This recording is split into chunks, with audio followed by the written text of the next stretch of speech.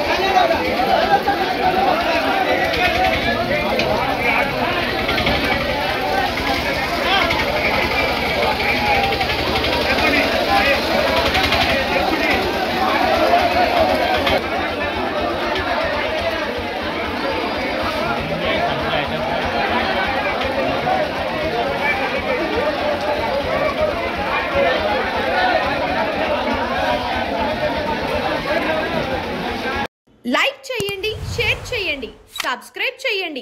మరిన్ని వీడియోల కోసం బెల్ సింబల్ పై క్లిక్ చేయండి.